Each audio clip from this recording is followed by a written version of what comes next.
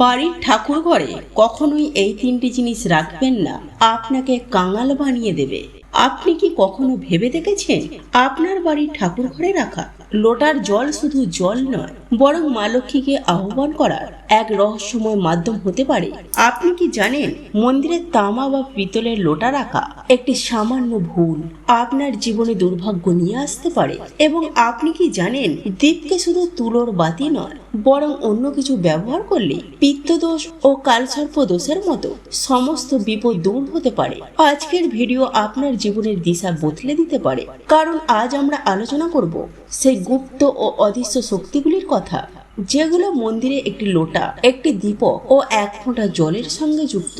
এটা শুধুই পুজো নয়, এটা এক গভীর রহস্য যা আপনার ঘরকে রোগ, দারিদ্র ও নেতিবাচকতা থেকে মুক্ত করতে পারে। আপনি যদি এই ভিডিওটি মাঝপথে ছেড়ে দেন, তাহলে এমন একটি উপায় মিস করে যেতে পারেন যা আপনার জীবনকে অলৌকিকভাবে বদলে দিতে পারে। এই ভিডিওটি শুধুই তথ্য নয়, এটা এক অদৃশ্য ঐতিহ্য যা প্রজন্মের পর প্রজন্ম ধরে আসছে, আর আজ সেটা আপনার দরজায় এসে দাঁড়িয়েছে। চলুন শুরু করি আজকের এই দিব্য রহস্য। আজ আমরা বলবো কেন মন্দিরে রাখা লোটার জল এতটা গুরুত্বপূর্ণ এবং সেটিকে সঠিকভাবে কিভাবে ব্যবহার করা উচিত। এছাড়াও আজ আমরা জানবো মন্দিরে রাখা লোটা ধাতু কি হওয়া উচিত, পিতল, তামা নাকি অন্য কিছু। অনেকেই এই বিষয়ে না জেনে ভুল করে ফেলে, যার জন্য পরে তাদের আফসোস করতে হয়। এই ভিডিওটিতে আজ আমি আপনাদেরকে জানাবো যে কিভাবে এই ভুলগুলো থেকে নিজেকে রক্ষা করবেন, কারণ এগুলি থেকে জীবনে ক্ষতি হতে পারে। মন্দিরে রাখা লোটার জল সব সময় সঠিকভাবে রাখা উচিত। এবার চলুন বাড়ির দীপক নিয়ে আলোচনা করি। আপনার কি তামা, লোহা, পিতল, কাঁসার, স্টিল নাকি মাটির দীপক ব্যবহার করা উচিত? সঠিক দীপক না বাছলে ঘরে বিভিন্ন সমস্যা দেখা দেয়। এছাড়াও দ্বীপের বাতি বাছাই করাও গুরুত্বপূর্ণ। তুলো নাকি সুতির সুতার, কোনটা সঠিক? এই ছোট ছোট বিষয়ে অবহেলা করলে পিত্তদোষ, খণ্ডদোষ, কালসর্প দোষের মতো ও দারিদ্রতার মতো সমস্যাও দেখা দিতে পারে। বন্ধুরা, যদি আপনি এই ভিডিওটি মাঝপথে ছেড়ে দেওয়ার কথা ভাবেন, তাহলে এখনই ছেড়ে দিন। কিন্তু অনুগ্রহ করে মনে রাখবেন, যদি আপনি মা লক্ষ্মীর অপমান করেন, তাহলে তা আপনার পক্ষে শুভ হবে না। এখন অনেকেই এই প্রশ্ন করেন, মূল দরজায় জল ছেটানোর সঠিক নিয়ম কি? এটি কি স্নানের পরে করতে হবে নাকি স্নান ছাড়াও করা যায়? ঝাঁট দেওয়ার আগে জল ছেটানো উচিত নাকি পরে? আরো একটি প্রশ্ন যা প্রায় উঠে আসে, তা হলো মেয়েদের ঋতুকালীন সময়ে বাড়ির মূল দরজায় জল ছেটানো বা দীপদান করা যায়? এই সব প্রশ্নের উত্তর আজকের ভিডিওটি ধাপে ধাপে দেয়া হবে। এবং যখন মূল দরজায় জল ছেটান, তখন সেটা ঘরের ভেতর দিক দিয়ে করবেন নাকি বাইরের দিক থেকে? ফ্ল্যাট বা ভাড়া বাড়িতে থাকা অনেকেই এই প্রশ্ন করেন, মূল দরজায় দীপদান ও জল ছেটানোর সঠিক নিয়ম কি? আজকের ভিডিওটিতে এই সব প্রশ্নের উত্তর নিয়েই তৈরি হয়েছে। সবার আগে আমরা জানব ঘরের বাইরে ও ঘরের ভেতরে দীপ জ্বালানোর কি কি উপকার আছে। বিশেষ করে ঘরের বাইরে দীপ জ্বালালে যে 5টি বড় উপকার হয় তা শুনে আপনি অবাক হয়ে যাবেন। ভগবানের পুজোয় দীপ জ্বালানোর গুরুত্ব তো সকলেই প্রায় জানেন। হিন্দু ধর্মে দেশি ঘি বা সরিষার তেলে দীপ জ্বালানো অত্যন্ত শুভ বলে মানা হয়। এছাড়াও তিলের তেল ব্যবহৃত হয়। কিন্তু শুধু ভগবানের সামনে দীপ জ্বালানোই নয়, ঘরের ভেতরে ও বাইরে দীপ জ্বালালে যে আশ্চর্য উপকার হয় তা অনেকেই জানেন না। দীপ জ্বালালে শুধুমাত্র ইতিবাচক শক্তি তৈরি হয় না, বরং নিজের এই 5টি বড় উপকার হয়। এক, পৃথিবী থেকে অন্ধকার দূর হয়। ঘরে দীপ জ্বালালে ঘরের কেবল অন্ধকার নয়, নেতিবাচক শক্তিও দূর হয়ে যায়। যেখানে দীপ জ্বলে সেখানে ইতিবাচক শক্তি বিরাজ করে, আর যেখানে ইতিবাচক শক্তি থাকে সেখানে ভগবানেরও উপস্থিত থাকে। এই কারণে সন্ধ্যা নামার আগে দীপ জ্বালানো শুভ বলে মনে করা হয়। তেলের দীপ জ্বালানোর পর দীপ নিভে গেলেও তার প্রায় প্রভাব আরো আধ ঘন্টা পর্যন্ত থাকে। যখন শুদ্ধ দেশি ঘিয়ের দীপ জ্বালানো হয়, তখন সেটি ঘরের পরিবেশকে প্রায় 4 ঘন্টা পর্যন্ত ইতিবাচক রাখে। 2, দীপ জ্বালানো বৈজ্ঞানিক উপকারিতা। যখন ঘরে দেশি ঘি বা সরিষার তেলে দীপ জ্বলে, তখন তার ধোঁয়া ঘরের বাতাসে শান্তিকতা নিয়ে আসে। এই ধোঁয়া ঘরের ক্ষতিকারক জীবাণুগুলিকে ধ্বংস করে এবং পরিবেশকে বিশুদ্ধ রাখে। 3, সুখ শান্তির আগমন। যে ঘরে ভগবানের সামনে দীপ জ্বালানো হয়, সেখানে মা লক্ষ্মীর কৃপা সব সময় বজায় থাকে। এমন ঘরে সুখ ও সমৃদ্ধি সব সময় বিরাজ করে। যদি দীপ পূর্ব দিকে রাখা হয়, তাহলে দীর্ঘায়ু হয় এবং উত্তর দিকে রাখলে ধন সম্পদ বৃদ্ধি পায়। দীপ শুধু ঘরের অন্ধকার দূর করে না, আমাদের জীবকেও আলো ও শুভ শক্তির দিকে নিয়ে যায়, যার রোগ দূর করতে সহায়তা করে। ঘরে দীপ জ্বালালে রোগ ব্যাধি ঘেঁষে না, পরিবারের সদস্যরা স্বাস্থ্যের দিক থেকে উপকৃত হয়। বিশেষ করে দীপের সঙ্গে একটি লবঙ্গ অর্থাৎ লং জ্বালালে এর প্রভাব দ্বিগুণ হয়ে যায়। এটি চর্মরোগ দূর করতে বিশেষভাবে সহায়ক। 5 শুভ শক্তির আকর্ষণ। সনাতন ধর্ম অনুযায়ী যে ঘরে সকাল ও সন্ধ্যায় প্রতিদিন দীপ জ্বালানো হয়, সেই ঘরে কোনোদিনও অন্ধকার প্রবেশ করে না। জ্বলন্ত দীপ শুভ শক্তিকে চুম্বকের মতো আকর্ষণ করে এবং ঘরে শান্তি ও সমৃদ্ধি নিয়ে আসে। তো বন্ধুরা, এবার আমরা জানবো মূল দরজায় জল ছেটানোর সঠিক ও নিয়ম কি। যদি আপনি মূল দরজায় জল ছেটান, তাহলে আপনি মনে রাখবেন রাতে ঘুমাতে যাওয়ার আগে একটি পাত্রে জল ভরে রাখতে হবে। আপনি যে কোনো ধাতুর পাত্র নিতে পারেন, যেমন তামা, পিতল, স্টিল কিংবা রূপার পাত্র। যদি গঙ্গা জল পাওয়া যায়, তাহলে তার কয়েক ফোঁটা ওই পাত্রে দিন এবং তারপর তা বিশুদ্ধ জলে পূর্ণ করে নিন। আর যদি গঙ্গা জল না থাকে, তাহলে শুধুমাত্র বিশুদ্ধ জলেও কাজ হবে। এই জল ভর্তি পাত্রটি রান্নাঘরে রেখে দিন। পরের দিন ভোরে উঠে সেই জল মূল দরজায় ছিটিয়ে দিন। এটি এমন একটি উপায় যা ঘরের সমস্ত সমস্যা দূর করতে সাহায্য করে। যদি আপনি নেতিবাচক শক্তি, মানসিক চাপ, অর্থকষ্ট ও বাস্তু দোষে ভোগেন, তাহলে এই উপায় আপনার জন্য খুবই কার্যকর হতে পারে। রান্নাঘরে রাখা জল বাড়ির মূল দরজায় ছেটালে ঘরের সমস্ত দুর্দশা দূর হতে পারে। এই প্রক্রিয়া শুধু বাস্তু দোষ ও পিত্ত দোষই নয়, তন্ত্রমন্ত্র ও নজর লাগার কুপ্রভাব থেকেও মুক্তি দিতে সক্ষম। এই উপায়টি নিয়মিত করলে ঘরে সুখ সমৃদ্ধি বজায় থাকে এবং পরিবারের সদস্যরা অসুখ বিসুখ থেকে মুক্তি পান। আপনাকে এই জল সূর্যোদয়ের আগে মূল দরজায় ছিটিয়ে দিতে হবে। সূর্যোদয়ের পরে আপনি যদি সাধারণ জল দিয়ে দরজা পরিষ্কার করতে চান, তাতে কোনো সমস্যা নেই, কিন্তু এই বিশেষ জল সূর্যোদয় ওঠার আগেই ছেটানো উচিত। এখন অনেকেই প্রশ্ন করেন, এই জল ছেটানোর আগে কি স্নান করা বাধ্যতামূলক, নাকি স্নান না করেও করা যায়? দেখুন, সকালে মূল যে দরজায় জল ছেটানো হয়, সেটা একটা গুরুত্বপূর্ণ উপায়। এটি স্নান করার পর করতেই হবে, এমন কোনো বাধ্যবাধকতা নেই। আপনি ভোরে উঠে সোজা রান্নাঘরে যান এবং আগের রাত থেকে রাখা জল মূল দরজায় যান। দরজা খুলে সেই জল ছিটিয়ে দিন। জল ছেটানোর সময় আপনার পিতৃপুরুষদের ও মা লক্ষ্মীর নাম স্মরণ করে সেই জল ছিটিয়ে দিন। শাস্ত্রে বলা হয়েছে, ভোরবেলায় মা লক্ষ্মী প্রতিটি ঘরের দরজায় আসে। যে ঘরের দরজা খোলা থাকে এবং যেখানে জল ছেটানো হয়েছে, মা লক্ষ্মী সেখানে প্রবেশ করে। জল ছেটানোর সময় মনে মনে প্রার্থনা করুন, হে মা লক্ষ্মী, অনুগ্রহ করে আমার ঘরে প্রবেশ করুন।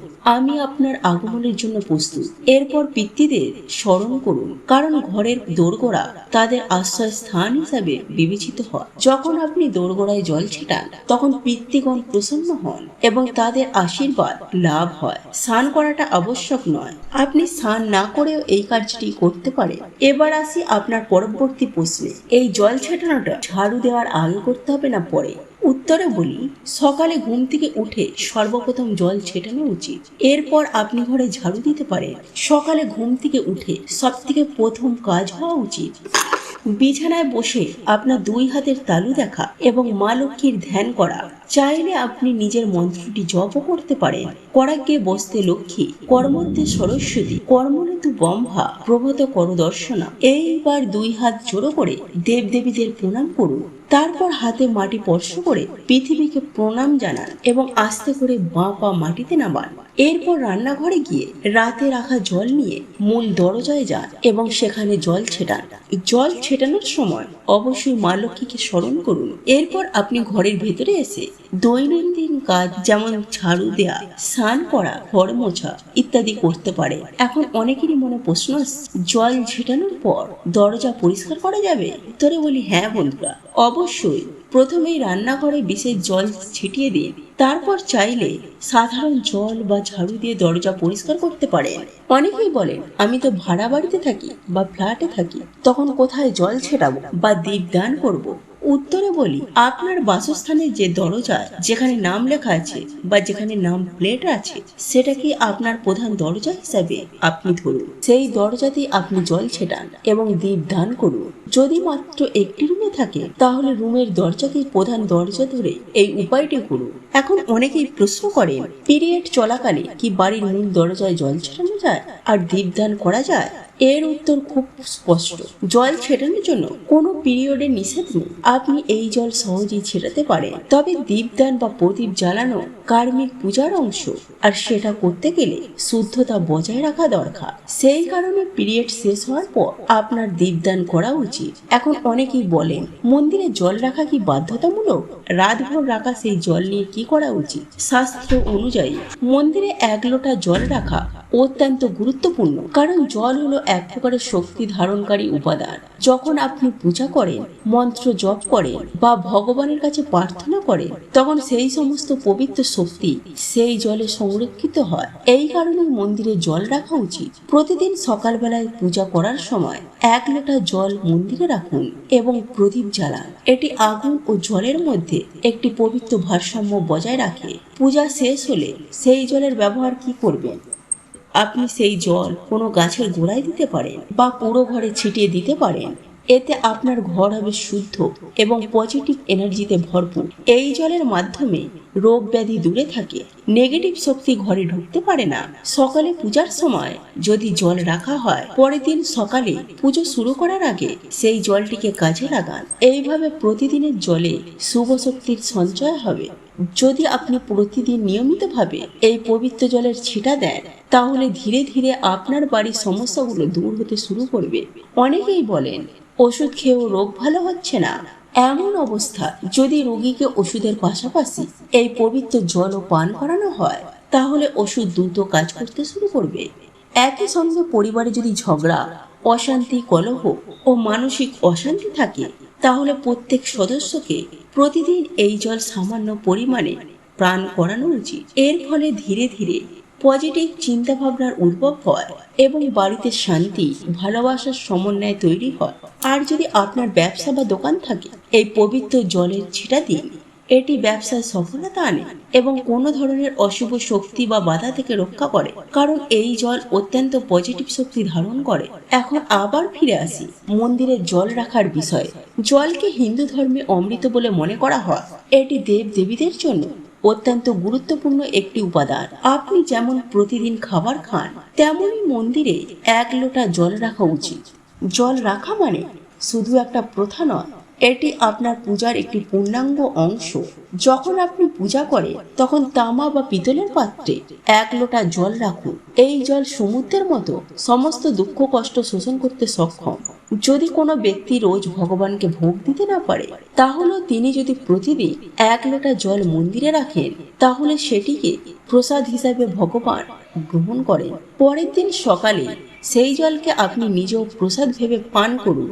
তাহলে আপনি শারীরিক ও মানসিকভাবে পবিত্র থাকবে।